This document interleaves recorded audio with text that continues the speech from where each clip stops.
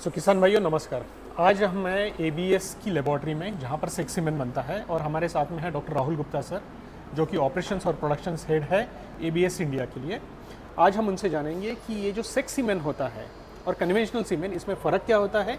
और बहुत सारे किसान भाइयों को ये कन्फ्यूजन होता है कि क्या हम सेक्स सीमेंट की गुणवत्ता या क्यूसी टेस्टिंग हम माइक्रोस्कोप पे कर सकते हैं या नहीं।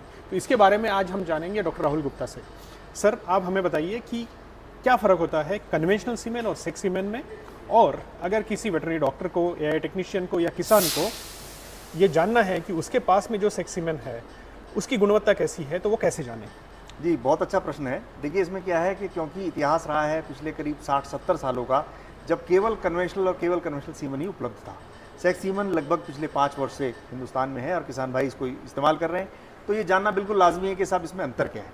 तो देखिए, जो रॉ इजैकुलेट आता है उसमें आधे सेल एक्स होते हैं, आधे सेल वाई होते हैं। और निश्चित रूप से क्योंकि नेचुरल प्रोसेस है तो उसमें कुछ सेल डेड भी होते हैं, वो एक्स भी हो सकते हैं, वाई भी हो सकते हैं। तो 3 तरह की पॉपुलेशन होगी, एक डेड सेल की, एक एक्स की और एक वाई की। जब हम चाहते हैं कि ज़्यादा से ज़्यादा मादा पशु हों तो हम ये चाहते हैं कि ज़्यादा से ज़्यादा एक्स हों और वाई कम से कम हो।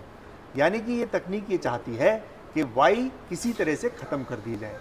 तो ये जो एबीएस की तकनीक है ये लेज़र एब्लेशन मेथड से काम करती है और इसमें जो अनडिज़ायर्ड वाई सेल्स हैं उनको इनएक्टिवेट कर दिया जाता है ताकि 90% या उससे अधिक एक्स सेल्स रहें। अब जो कन्वेंशनल सीमन है हमेशा से उसकी जो चेकिंग है वो फेज़ कंट्रास्ट माइक्रोस्कोप में की जाती है। फेज़ कंट्रास्ट माइक्रोस्कोप एक ऐसा माइक्रोस्कोप है जिसमें जो बैकग्राउंड है दैट इज़ इल्यूमिनेटेड, और इल्यूमिनेटेड बैकग्राउंड पर जो स्पर्म सेल है वो ब्लैक दिखता है। और उसमें एक स्टेज बायोथर्म होता है जिसका तापमान 37 डिग्री सेंटीग्रेड होना ज़रूरी है, स्लाइड का तापमान 37 डिग्री सेंटीग्रेड होना ज़रूरी है, सैंपल का तापमान भी 37 डिग्री सेंटीग्रेड होना ज़रूरी है। लेकिन ये नॉर्मल सीमन है जिसमें एक्स और वाई बराबर बराबर हैं, इसीलिए नर और मादा होने की संभावना भी 50% है, बराबर। अब जब सेक्स सीमन में हम आते हैं तो वाई सेल्स को इनएक्टिवेट कर दिया गया है, यानी कि फाइनल पॉपुलेशन में एक्स भी होंगे, इनएक्टिवेटेड वाई भी होंगे और डेड भी होंगे। तो कभी भी सेक्स सीमन की जांच के लिए ये जो उपकरण आप यहाँ देख रहे हैं इसी का इस्तेमाल किया जाना चाहिए। इसका नाम है Kaza, computerised automatic semen analyser, और इसका एक मॉडल है IWOS 2, integrated visual optic system 2।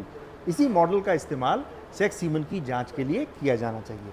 जैसा कि आप यहाँ देख भी सकते हैं, इसमें शुक्राणु कुछ ऐसे होंगे जो प्रोग्रेसिवली मोटाइल हैं। प्रोग्रेसिव मोटाइल शुक्राणु का अर्थ ये होता है कि जो भी हमको स्क्रीन दिख रहा है स्पर्म उससे बाहर जा रहा हो। तो प्रोग्रेसिवली मोटाइल शुक्राणु 50% से अधिक होने चाहिए। यहाँ सेक्स सीमन में एक रियल क्वांटिफिकेशन भी है कि संख्या कितनी है प्रोग्रेसिवली मोटाइल शुक्राणुओं की। तो भारत सरकार के मानकों के अनुसार 1.05 मिलियन प्रोग्रेसिवली मोटाइल सेल्स होने चाहिए थॉर्ड सीमन में। ऐसा सीमन जो कि नाइट्रोजन में था उसको वापस गर्म कर लिया गया है 37 डिग्री सेंटीग्रेड पर। उसके पश्चात उसमें 1.05 मिलियन प्रोग्रेसिवली मोटाइल शुक्राणु होने चाहिए। ये इसका मानक है पोस्ट फॉर मोटिलिटी का।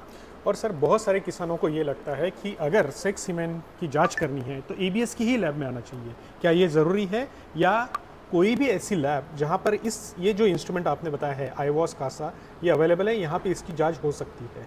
बिल्कुल, हिंदुस्तान में जहाँ पर भी काजा का ये मॉडल IWOS 2 उपलब्ध है वहाँ पर इसकी जांच की जा सकती है। जांच करने की एक मानक पद्धति है। भारत सरकार ने भी जो असिस्टेड ब्रीड इम्प्रूवमेंट प्रोग्राम है उसमें एक मानक पद्धति का जिक्र किया है। वो मानक पद्धति एबीएस की स्पेसिफिक है।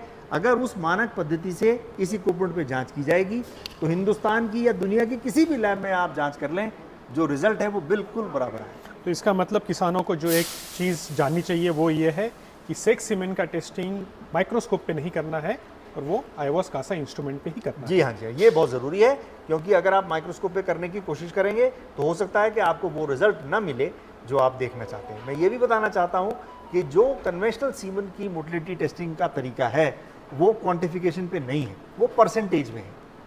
50%, 40%, 60% ऐसे मोटिलिटी बताई जाती है। अब ये जो अंतर है ये मैन टू मैन वेरी करता है, ये कंडीशन टू कंडीशन वेरी करता है। अगर तापमान सही नहीं है आपको उसी का रिजल्ट ऊपर नीचे दिखाई दे सकता है। अलग अलग व्यक्ति अगर उसको देखेंगे तो उसका रिजल्ट अलग अलग आ सकता है। इन सभी संभावनाओं को खत्म करने के लिए ये ज़रूरी है कि मानक पद्धति का इस्तेमाल किया जाए और सही उपकरण का भी इस्तेमाल किया जाए। सो थैंक यू सर, आपने दी हुई इन्फॉर्मेशन के लिए, और मैं ये मानता हूँ कि किसानों को इस इन्फॉर्मेशन से अच्छा फ़ायदा होगा और वो समझ पाएंगे कि अभी उनके पास में अगर कोई सीमेंट स्ट्रॉ है तो उसका टेस्टिंग कैसे करना है। Thank you very much. धन्यवाद doctor Kaushik. Subscribe now and press the bell icon. Never miss an update.